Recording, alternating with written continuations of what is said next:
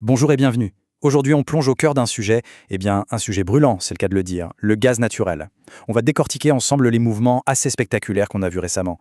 Et on commence fort avec un chiffre qui claque. Moins 22%. Voilà, c'est la performance sur 52 semaines. Ça nous plonge directement au cœur du problème et ça explique pourquoi il est crucial de décrypter ce qui se passe sur ce marché, là, maintenant. Alors forcément, avec une telle dégringolade, la question que tout le monde se pose, c'est est-ce que c'est une opportunité en or, le moment d'acheter à bas prix en pariant sur un rebond, ou est-ce que c'est un piège et qu'il faut mieux rester à l'écart? C'est tout l'enjeu de notre analyse.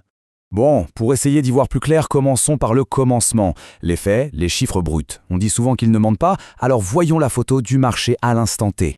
Et là, cette image, elle parle d'elle-même. Regardez cet écart entre le plus haut sur un an à plus de 7,80 $ et le plus bas, à peine au-dessus de 2,60 $. L'amplitude est juste gigantesque. Ça donne vraiment une idée de la violence de la correction.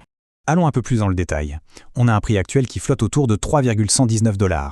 Ce qui est intéressant, c'est de le comparer à sa moyenne sur 50 jours, à 3,574 $. Cette moyenne, c'est un peu la ligne de flottaison d'un bateau. Eh bien là, on est quasiment 13% en dessous.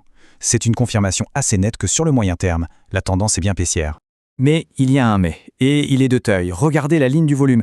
C'est ça qui doit vraiment nous alerter. À peine plus de 5000 pour une moyenne de 180 000. C'est ce qu'on appelle un calme plat. Et sur les marchés, un calme plat comme ça, c'est souvent le calme avant la tempête. Le marché retient son souffle et ça annonce fréquemment un mouvement très violent qui se prépare. D'accord, donc maintenant qu'on a les chiffres, il est temps de regarder le champ de bataille. Concrètement, ça se traduit comment sur le graphique? Quelles sont les lignes de front qu'il faut absolument avoir à l'œil? Alors, du côté des acheteurs, voici leur ligne de défense, les supports. Le premier rempart, il est juste là, à 3,07 $. Mais la vraie muraille, la forteresse à défendre coûte que coûte pour eux, c'est le plus bas de l'année, à 2,62 $. Si ce niveau lâche, ça pourrait devenir très compliqué. Et en face, dans le camp des vendeurs, on a les résistances. Ce sont les plafonds, les murs contre lesquels le prix vient buter. Il y en a plusieurs, mais celui qu'il faut retenir, c'est cette fameuse moyenne à 50 jours autour de 3,57 $. Tant qu'on est en dessous, les vendeurs gardent clairement la main. Et attention, il y a un grain de sable qui peut venir tout perturber. L'expiration du contrat d'avril, ça arrive dans 11 jours.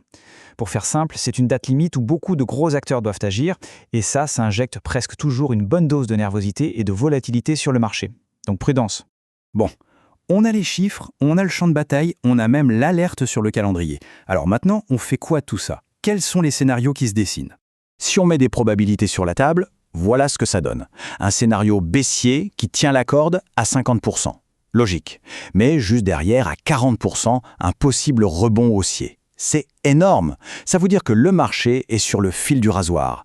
L'équilibre est vraiment précaire.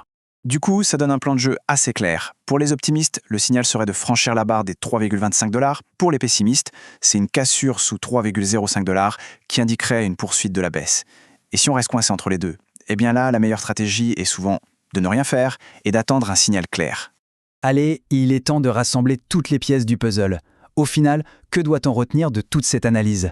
Quel est le verdict?